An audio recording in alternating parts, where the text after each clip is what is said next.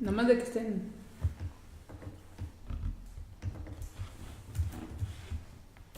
Hola, ¿qué tal? Muy buenas noches, estamos ya en La Clave, en puntito de las 8:30 de la noche, este miércoles 16 de enero. Aurelio Contreras, buenas noches. Mónica Camarena, qué gusto saludarte, qué gusto estar nuevamente con nuestra audiencia, esta fría noche jalapeña, esta sí muy típica de las que hacía rato que no veíamos así, ¿no? Con mucha niebla hasta el piso.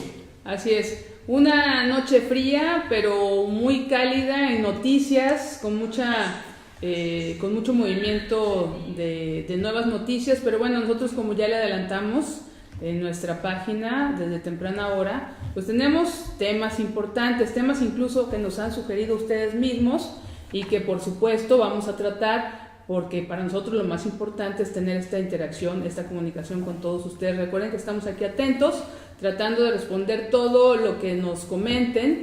Estamos, obviamente, como se trata aquí en la fanpage, totalmente en vivo, platicando con todos ustedes. Y bueno, pues decidimos que un tema muy importante para el estado de Veracruz, y desde el estado de Veracruz, que es un estado muy importante para México, es obviamente el estado de gobernabilidad que pueda haber en una entidad prioritaria. O de ingobernabilidad, O de ¿no? ingobernabilidad. Como pareciera que está sucediendo. Lo que quisiéramos en es Veracruz, que ¿no? hubiera gobernabilidad, ¿verdad? Pues sí, por pero lo que pugnamos. Es lo que deseamos, es lo que deseamos. le pediríamos a los políticos, que hubiera pues un mínimo de responsabilidad. Sin embargo, en Veracruz seguimos insertos en una guerra política sin cuartel, en la que cualquier otra cosa queda por debajo de los intereses que están jugándose entre un gobierno que pues tiene mes y medio en el poder, pero no da muchas trazas de tener mucha idea de lo que está haciendo, y una herencia maldita del pasado que a pesar de que es pues francamente inviable su permanencia en el cargo, se niega a aceptar lo inevitable, y mientras seguimos metidos en una semiparalización de la Procuración de Justicia en Veracruz.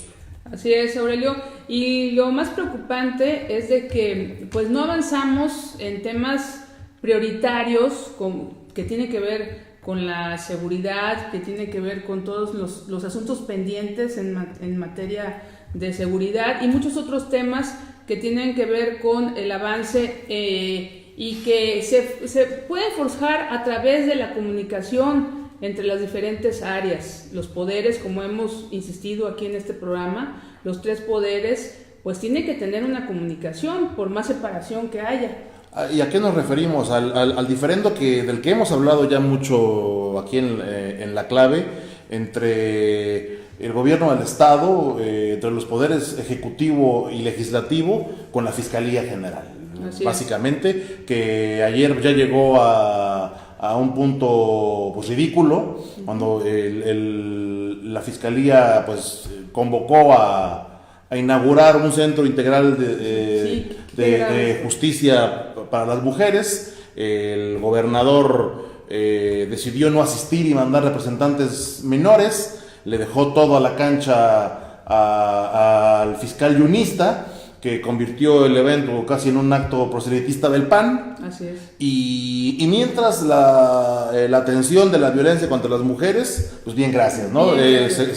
Seguimos secuestrados por los intereses políticos del grupo que no acaba de irse, del grupo panista yunista, que parece que sigue sin entender que perdieron el poder el año pasado, y con un gobierno pues inexperto, que no ha sabido maniobrar legalmente como debiera pues la salida que busca del fiscal, porque además elementos para buscar esa salida pues sobrarían, pero y que se dedica únicamente a hacer berrinches. Y mientras las víctimas y mientras la violencia, hoy precisamente en la zona cercana a Orizaba, pues hubo otra balacera cerca de Fortín, en Montesalas, y la autoridad pues nada más haciendo el recuento de los muertos, ¿no? Así es, Aurelio. Hay unas cifras de inseguridad en el estado en general que son verdaderamente preocupantes. Nos enteramos todos los días de secuestros, de levantones, de gente que aparece muerta en las calles. Realmente no queremos detallar porque muchas veces es más peligroso no decir las cosas con toda la información y los detalles pertinentes, pero lo que sí es que vemos un avasallamiento de la delincuencia en el estado de Veracruz. Hay lugares como Jalapa, ya se lo dijimos la semana pasada en el programa, los índices de inseguridad de varios municipios de Veracruz son bastante preocupantes. Pero mientras hay un pleito casado en el estado entre el fiscal, que como dice Aurelio, no se quiere ir, que pertenece al grupo del anterior gobierno, y un gobierno del estado y una legislatura que no han sabido cómo operar la salida de este fiscal, mientras ahí están enfrascados. Nuevamente, este es un miércoles que le volvemos a decir, tal vez mañana en una sesión de la legislatura continúen tratando de sacar al fiscal Winkler. Y probablemente, pero el asunto es que no han encontrado el mecanismo legal. Ya hasta reformaron la Constitución, así es. Pero el caso es que todavía no encuentran un mecanismo que les permita apoyar legalmente una decisión que es política, y también hay que decirlo, ¿no? Hay que decirlo, es política. Y mientras, pues como le decía, pues al Estado que se lo lleve el tren. Eso es en sí. Es que finalmente ese es el problema. Más allá de la conveniencia o no para un gobierno de tener a una herencia de una herencia indeseada de una administración anterior, pues lo que hay que hacer por lo mientras es buscar los mecanismos para que las instituciones no se detengan, para que no se paralicen. Ese es el verdadero tema aquí, ¿no? Que el gobierno funcione, que la procuración de justicia pues pueda llevarse a cabo, que no estemos a expensas de a ver quién gana y a ver quién hace algo, ¿no? Ese me parece que es el mayor de los problemas y el mayor de los retos que estamos enfrentando en este momento. Con este problema que no vemos cómo pueda tener solución o una vía más o menos civilizada, ¿no? Civilizada.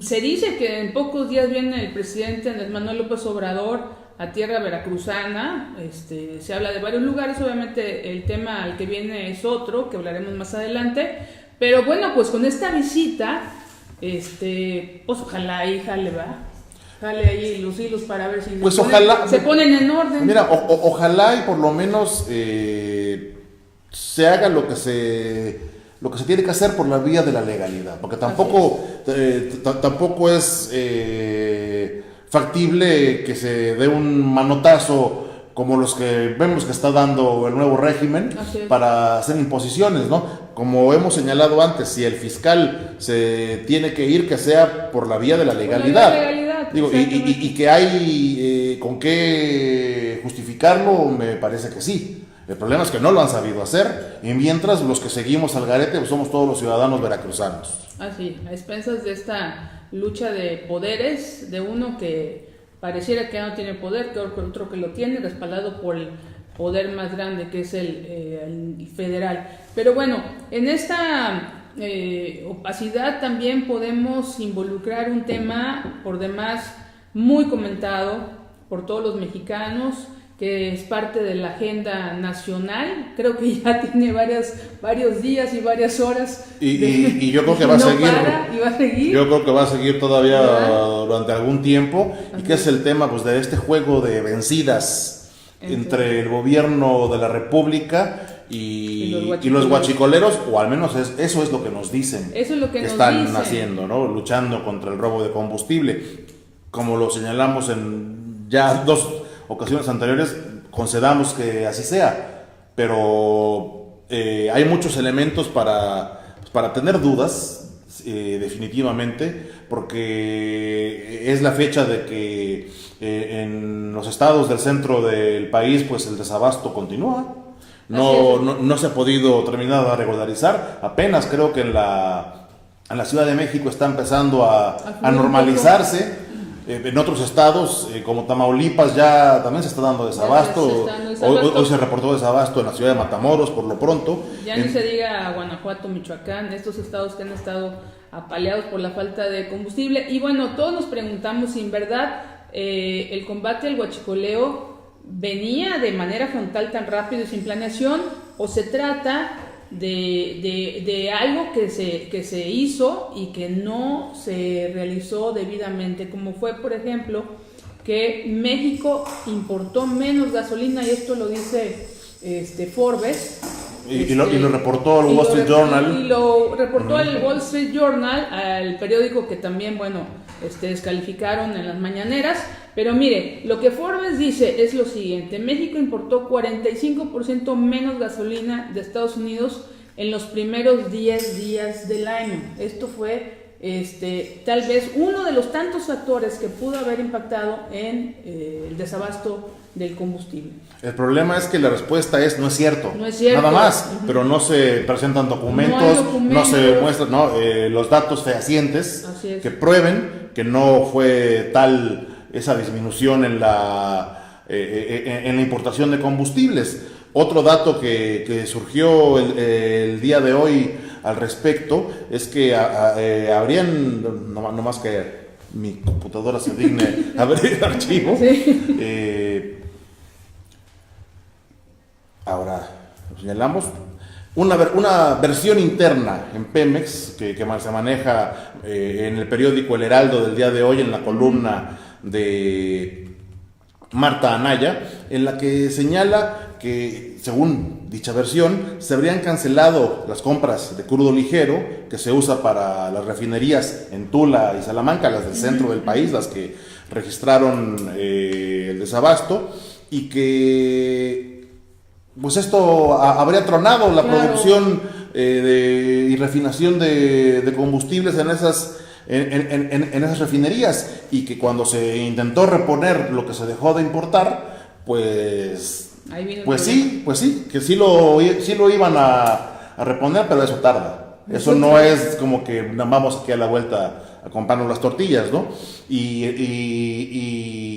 lo que señala esta versión es que al estallar la crisis, pues la salida habría sido la de culpar a los guachicoleros, ¿no? Ahora hay que decirlo, los guachicoleros no son unos santos, ¿eh? No son hermanas de la caridad. No son hermanas de la caridad, ni mucho menos. El huachicol en México, por ejemplo, yo saqué un dato aquí entre mis apuntes. El huachicol, por ejemplo, significa, fíjese, un negocio que alcanzaba anualmente, se supone, porque ya ve que lo están abatiendo de manera frontal, 60,000 millones de pesos, con la presencia de organizaciones delictivas en varias regiones del país. Es decir, es un problema real.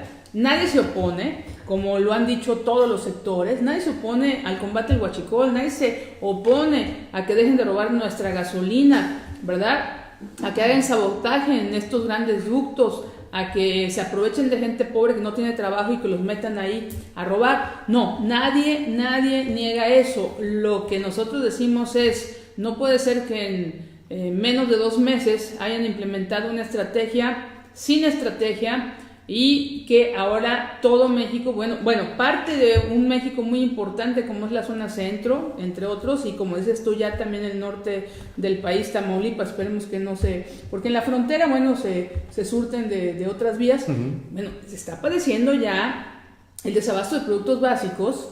Y como decía un analista, esto va a generar obviamente un déficit, un incremento en los precios, es decir, un desbarajuste completo, absolutamente completo, como los otros que se han echado a andar a principios de este gobierno federal. Y el problema es que nos piden confianza, nos piden comprensión, pero no nos dan información.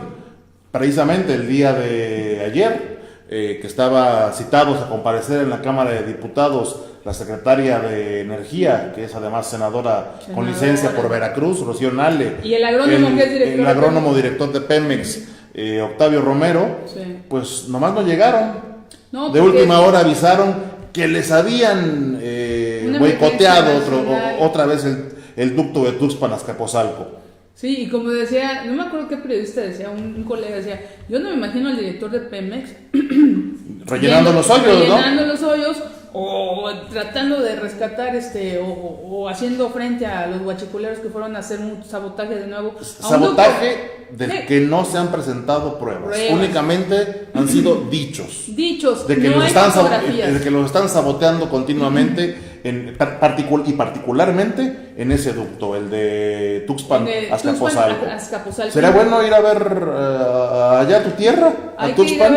A ver si es cierto eso del sabotaje, ¿no? De los sabotajes permanentes. Ahora, es muy interesante darse cuenta que el presidente pone la cara por todos, incluso por sus empleados, que son los secretarios, como Rocío Nale, que estuvo, le dicen ya de apodo el árbol, ahí en la mañanera, 2 horas paradas, sin decir absolutamente nada de nuevo. Y cuando le preguntan, ¿sí? No tiene los datos. Y cuando le preguntan, no tiene los datos, pero no pudo ir a la Cámara de Diputados, ¿verdad?, a responder las preguntas que le iban a hacer los legisladores. Pero miren, llama la atención lo siguiente: el presidente tiene que dar todas las explicaciones que sus funcionarios no dan, pero ahora ya anunció que viene la próxima semana a recorrer el ducto y hablar con los pobladores de por ahí. ¿Sabes cuántos kilómetros tiene el ducto de Tuxpan a Azcapotzalco? 311 kilómetros. ¿A dónde se va a parar el presidente, Aurelio? O sea, buena pregunta. ¿En qué parte? ¿En qué tramo, no? Donde estuvieron los sabotajes, porque ahorita ya está militarizada esa zona, ¿eh?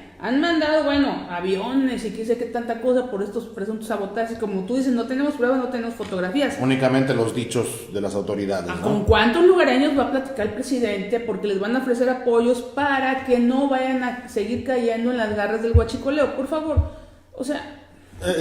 Con buenas intenciones y con llamados a misa está difícil, se puede ¿no? arreglar esto.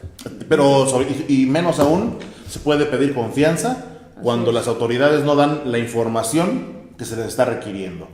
Para poderles creer que verdaderamente esto es a causa de una lucha contra el crimen organizado, que finalmente eso es el robo de combustible, si de eso se trata realmente, que nos den la información completa, y no se trata de que nos den a conocer las indagatorias judiciales, por supuesto que no, simplemente que nos demuestren que sí están deteniendo el robo de combustible, que nos demuestren que de verdad hay un grupo que está saboteando las instalaciones, y pues y que nos demuestren que de verdad importaron la gasolina que dicen que importaron. Y si lo demuestran con numeritos, no tendremos nada que quejarnos, al contrario, sería motivo de aplauso que de verdad se esté combatiendo al crimen organizado. Así es. Fíjate que ya tenemos aquí, agradecemos a todos quienes nos están comentando, nos están saludando. De nuevo, les saludamos con gusto a Tony Kaiser, nuestro más fiel seguidor. Muchos saludos. Muchas gracias. A Andrea Fuchs también le mandamos un caluroso saludo. Y bueno, a ver, ¿por ahí tienes alguna pregunta? ¿No? Andy FX, no sé quién es, pero nos dice buen tema, gracias. Frida Mazzotti nos manda saludos, muchas gracias. Marian Martínez nos está viendo también, muchas gracias por sintonizarnos. Y bueno, tenemos muchos, no muchos, pero temas muy importantes que le damos también paso, porque son verdaderamente... Y yo creo que al que vamos a referirnos es fundamental, porque va a tener repercusiones en la vida del país, en nuestra propia vida, pues ya en el corto plazo y por muchos años, creo yo. Así es, que es ya se dio paso esta tarde, quedó aprobado en la Cámara de Diputados, ¿verdad? En la Cámara de Diputados. En la Cámara de Diputados el dictamen para la Guardia Nacional con 362 votos, hay que decirlo, son 500 diputados si no me equivoco. Sí, y habrá entonces que ver quiénes fueron quienes terminaron avalando, quiénes fueron los aliados de Morena. Sí. Y pues sí, los tenemos aquí, y uno de ellos, aunque usted no lo crea, es el PRI. El PRI votó con Morena para elevar a rango constitucional la militarización de la seguridad pública en México.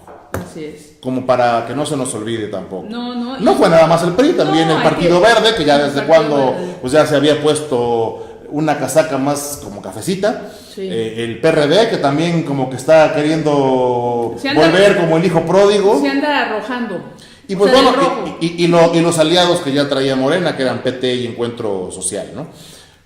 Y bueno, pues hay que ver cómo pasa de aquí a la Cámara de Senadores. Tiene que pasar por la Cámara de Senadores. Y todavía tendría que ser ratificada en los estados. Pero Pues yo no creo que vaya a haber vuelta de hoja.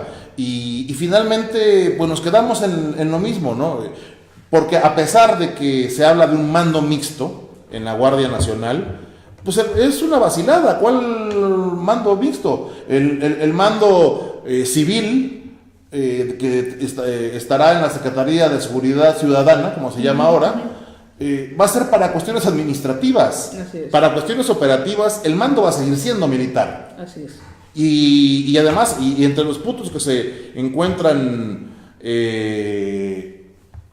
entre los puntos que se encuentran en el dictamen, pues es juzgar a los miembros de la Guardia Nacional bajo el fuero militar. ¿Por qué? Pues porque van a ser militares. No nos engañemos con que sí va a haber militares, pero el que va a mandar va a ser un civil. No. La operatividad, que es lo que a fin de cuentas tiene que ver con la seguridad pública, va a ser a cargo de militares, ¿no? Y lo que vamos a ver ahí es pues, la actuación de militares, como lo hemos señalado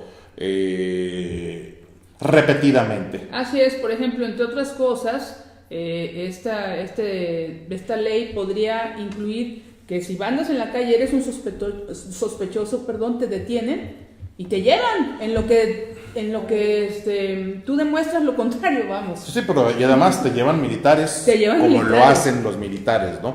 Digo, porque esto ya también lo realiza la policía, ¿no? Claro. Eso de detenerte si te ven cara sospechoso, ¿no? Pero pues no es lo mismo que te lleven a una delegación policíaca a que te lleven a un cuartel militar. Así es. No es para nada la misma cosa. Pero hay que decir algo muy importante también. Hubo una reunión previa con gobernadores de los estados y ellos también, la mayoría, están avalando esta propuesta de la Guardia Nacional. ¿Por qué no se quieren hacer cargo? Y el que se lleva y el que se lleva se aguanta. Porque no se quieren hacer cargo, no quieren asumir la responsabilidad de la seguridad. Dicen, pues ya que lo agarre la Guardia Nacional. No, pues así menos gasto, ¿no? Digo, uno que otro habló de mantener la soberanía de los estados y eso, pero la mayoría dijo, no, mándenos a todos los militares posibles. Así es.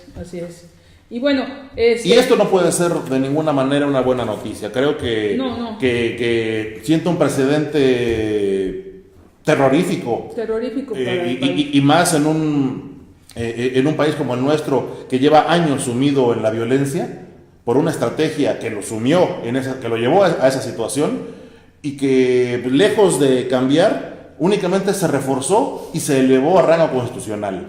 Qué terrible. Yo no creo que esto vaya a traer más seguridad al país. Yo creo que va a incrementar los niveles de violencia, y porque además se está pues tirando al pozo la posibilidad de alguna vez llegar a tener una policía decente. Porque pues, todos los recursos se van a dirigir hacia esta Guardia Nacional militarizada, y las policías estatales y municipales, pues sí, bien, gracias. Y fíjate que llama la atención que el vocero del presidente, el señor Jesús Ramírez Cuevas, estuvo subiendo algunas notas a través de Twitter a partir de que el Congreso aprobó, ¿verdad? En una primera parte la Guardia Nacional, y dijo que es que las policías locales y estatales están mal preparadas. Señores, ¿y por qué no también las capacitamos, no? O sea, digo, hacemos una depuración, es decir, bueno, claro, es mucho más trabajo, ¿verdad? Que pues mandar a los mandos militares a que peinen parejo, ¿no? Todo lo que vean malo, ¿no? Digo, habrá que señalar que hubo diputados que se abstuvieron de avalar esta esta decisión, que a mí me parece que abstenerse es simplemente lavarse las manos, pero al menos no votaron a favor, y la que definitivamente llama la atención que se haya abstenido es Tatiana Cloutier. Así es. Ella no votó en favor de la Guardia, pues al menos la Guardia Nacional. Se le reconoce que ejerce su libertad. Y un poquito de congruencia, ¿no? Un poquito de congruencia. Marian Martínez nos dice, los elementos de Sedena son formados en escuela militar, sirvió como argumento de que están preparados, pero no en perspectiva de género ni atención ciudadana. Exactamente, ni de derechos humanos. Ese es el tema. Que los militares, y lo hemos dicho muchas veces aquí, están entrenados para eliminar al enemigo.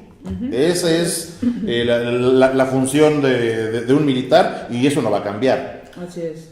Tenemos otros comentarios. Nos dice Tony Kaiser que él es muy fan del gobierno federal. Dice, aunque ahora la Guardia Nacional se volvió Guardia Civil, ¿quién los entiende? Pues no se volvió Guardia Civil para nada, va a seguir siendo la misma Guardia Nacional militarizada. Dice, a todo el mundo le castró la idea de mando único. Las policías son año con año más ineficientes, más caras y más corruptas. Pues se supone que eso es lo que iba a cambiar. Eso fue lo que se había dicho que se iba a hacer. Lo que nos prometieron en las campañas. Erradicar la corrupción. Y sacar a la milicia de las calles. Eso nos dijeron en campaña. Así cierto, es, pero los que ganaron. Pero resulta que dijo su dedito que siempre no. Que siempre no. También nos está sintonizando Lupita Gamboa desde el puerto de Veracruz. Saludos a todos los que nos están Nos dice Leti Perlasca, hay que conceder el beneficio de la duda. En 3 años habrá elecciones. Pues ojalá todavía haya elecciones en este país. Así es. Queremos pensar que sí. No voy a hacer que la consulta después diga que no. Que ya para qué, ¿no? Que ya para qué. Y bueno, también tenemos Candelita que con epicentro en Veracruz hacia el mundo. Y bueno, sin duda no deja de llamar la atención que se sigue hablando. No lo va usted a creer de quién. Sí, de Javier Duarte. Del innombrable Javier Duarte de Ochoa. ¿Sí? Que pensábamos que ya no daba para más, pero parece que sí, todavía. Sí da. Aunque la nota la dio más bien su ex amigo. Bueno, a lo mejor ya no sabemos qué es, si ex amigo o pues con la empinada que le dio, yo creo que ya no. O un nuevo integrante de su lista de enemigos, más bien. Más bien. Porque para esos amigos. Con esos amigos, ¿para qué quieres enemigos? ¿No? Hablamos de Antonio Tarek Abdalá, que bueno, pues logró un acuerdo con la PGR antes del 1 de diciembre. No se sabe si el 30 de noviembre o antes, ¿verdad? Con este acuerdo, bueno, pues él evita ser juzgado por un presunto desvío nada más de 55 mil millones de pesos, ¿tú crees? No. Pecata minuta. 55 mil millones, ¿no? Que habrían transferido a diversas cuentas por órdenes de quién creen, ya lo adivina usted, de Javier Duarte. Y bueno, el acuerdo establece, esta es la nota, el acuerdo establece que el señor Tarek va a declarar en contra de Duarte y los secuaces de él en juicios a donde se le llame. Es decir, a donde él vaya, va a decir, sí, él fue, me dio todo, yo tuve que hacer. O sea, finalmente está acogiéndose a un esquema similar al de los testigos protegidos, ¿no?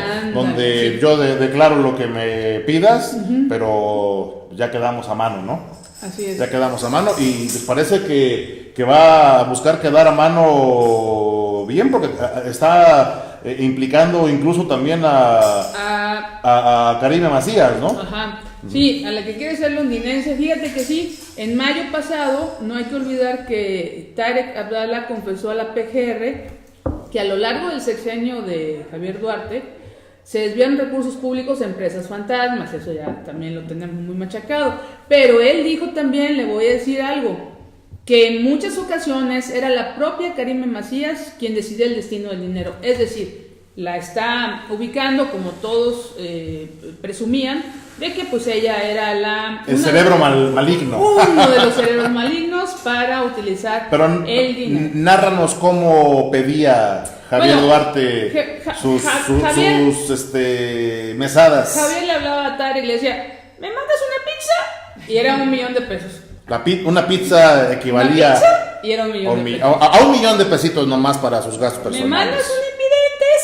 y eran 100,000 pesos, y ahí se le dio. Eso era nomás para una comidita leve, ¿no? Bueno, yo creo que pues para echar relajo, pero bueno, eso es lo que dice Tarek, eso es lo que dice Tarek, que bueno, pues es un testigo ahora, como dice Aurelio, presumimos que protegido, ¿verdad?, de la PGR, y presumimos que el nuevo gobierno pues también avaló esta protección, porque si no, el señor Tarek ya no estaría pues ya tendría que estar siendo perseguido, pues ¿no? sí, nomás por 55,000 millones. Pero que como se perdieron. que sigue muy campante, según esto, en Estados Unidos, ¿no? Así es, y dando detalles como esto de la pizza que le digo, que pues eso es una de las tantas cuestiones de color que nos vamos enterando de cómo el señor Duarte, Javier N., en este momento, pues hacía de su lanita con recursos, obviamente, pues que eran... Que no eran de él, ¿verdad? Que no eran de él, por cierto, ¿verdad? Pero bueno, pues ahí están las cosas. Y hablando de testigos protegidos, y ya para cerrar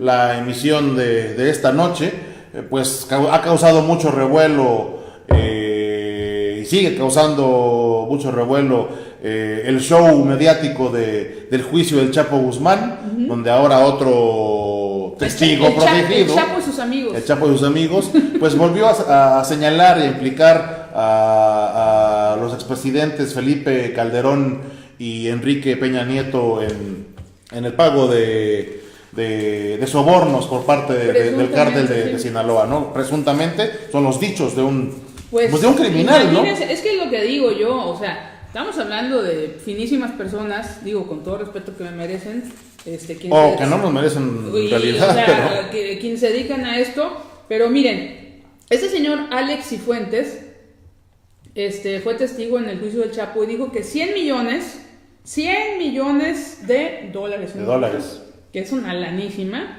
Bueno, ni Tarek se las imagina juntas, así le digo todo. Y ya es decir, y ya es decir, ya es decir. Ya. Le fueron entregados a Enrique Peña en el 2012. Estamos hablando de hace 6 años. Poquito más de 6 años. 6 años. A una mujer identificada como la comadre María. Miren, o sea, todo está bien padre. O sea, la verdad que vayan y digan. Y entonces el Chapo comía unos taquitos de arrachera en la mañana y todo esto que cuentan. Pero yo digo, decir una cosa y probarla es otra, por supuesto, ¿no? Ahora, sin defender a Peña en lo absoluto. En absoluto. O sea, ¿qué se tiene que hacer? Investigar si esto es verdad. ¿Quién es la comadre María? Pero investigar si esto es verdad y tampoco salir con que pues vamos a someter a consulta a ver si investigamos a los expresidentes, ¿no? Tampoco creo que tenga que hacer por ahí. Si hay pruebas para proceder en su contra, que se proceda y ya. No se puede someter a consulta la aplicación de la ley, ¿no? Así es. Ahora, fíjate, yo me puse a pensar ahorita que revisé la cantidad, volví a revisar la cantidad de, son millones de dólares, 100 millones de dólares. O sea, esconder 100 millones de dólares. Pues está canijo, ¿eh? Pues está también no es como que los metas abajo del colchón o los pongas en la caja fuerte de tu recámara, ¿no? Así es. A ver, bueno, tenemos algunos comentarios. A mí no me salen, así que los vas a tener que ver tú. A ver, dice, Tony dice, la bronca es quién recupera esos recursos y cuándo vuelven a las arcas de Veracruz, por supuesto. La pizza de $1,000,000 de pesos, así es. Jonathan Petrelli dice, nadie ve a estos, o sea, no sé a quiénes, si a ellos o a nosotros.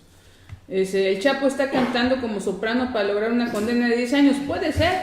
Es lo más probable, ¿no? Es lo más probable que estén buscando una reducción de condena, ¿no? Es como funciona también el sistema judicial norteamericano, ¿no? Así es. Pero bueno, le agradecemos a todos que nos están escuchando, que nos están viendo, y volvemos a decirles que nos manden sugerencias de temas para la próxima semana y a ver, tenemos. Bueno, y hablando del tema de los guachicoleros, y ya para cerrar, y porque era un dato que los interesaba mencionar, entre las personas que ya se están mencionando con su nombre, que estarían implicadas en el tema del robo de combustible, se menciona a un empresario cafetalero veracruzano, de nombre Reinaldo Bernardi Manica, presunto guachicolero. Pues presunto guachicolero, que además, según la información que ha fluido al respecto. ¿Tendría alguna relación familiar con el senador, expanista y exsecretario de gobierno duartista Gerardo Buganza Salmerón? Híjole, pues grave los nombres que van a empezar a fluir, porque no nomás le va a pegar a Veracruz. Y estos nombres sí los está ya soltando el gobierno federal, que son quienes tienen a su cargo esas investigaciones, ¿no? Entonces, pues lo mismo, si se vaya a implicar a alguien, que se proceda sin miramientos, ¿no? Ya que vayan. Ahora, yo creo que van a salir mucho más nombres y ojalá las autoridades ya tengan una mejor manera de comunicarnos a los mexicanos lo que está pasando, porque no creemos que ni mañana ni pasado se regularice el abasto de gasolina por lo pronto, y aquellas personas que están en los estados donde pues hace falta el combustible, tomen sus precauciones. Yo dudo que esto se regularice mañana o pasado como dice. Difícilmente, entonces pues bueno, por lo pronto sí cabe la organización personal para no verse pues afectado por esta situación y reiterar la necesidad de que fluya información veraz y contundente de parte de quienes están llevando a cabo esta estrategia. Nos dice Tony Kaiser: voy a aguachicolearme sus temas, son ustedes referente de Noticias Frescas. Muchas gracias. Muchas gracias. Y bueno, tenemos un tema, sugerencia de Miriam García, creo, para... Bueno, no, esta semana, porque se nos quejó la semana pasada de que yo siempre impongo la música. Entonces nuestra productora le tocó esta semana escoger la sugerencia musical para todos ustedes, y es una... Así que cualquier queja... No creo que haya quejas, no, es una fantástica sugerencia. Se trata de la canción History Repeating. En la voz está una leyenda de la música pop británica, Shirley Bassey, y es una versión de los años 90 con un dueto de música electrónica que fue muy famoso en aquellos años, The Propellerheads. Entonces esa va a ser nuestra recomendación de la semana. Para mayores datos, Shirley Bassey fue la encargada de cantar los temas de las películas de James Bond en los primeros años, en los años de Sean Connery. Entonces es toda una figura de la música pop británica, y que en los 90 estuvo con pues uno de sus últimos y más grandes éxitos. Bueno, pues ahí les dejamos este rolón en unos minutos más, ya saben, aquí en la página de La Clave, y por lo pronto les agradecemos el favor de su atención y les recordamos que vamos a estar subiendo cápsulas informativas a través de la fanpage, también por Twitter, por Instagram, por todos los medios que tenemos. Le vamos a ir dando señales y pues aquí estaremos, Aurelio. Aquí seguimos con todos ustedes. Muchísimas gracias por su atención y nos estamos viendo y escuchando la próxima semana.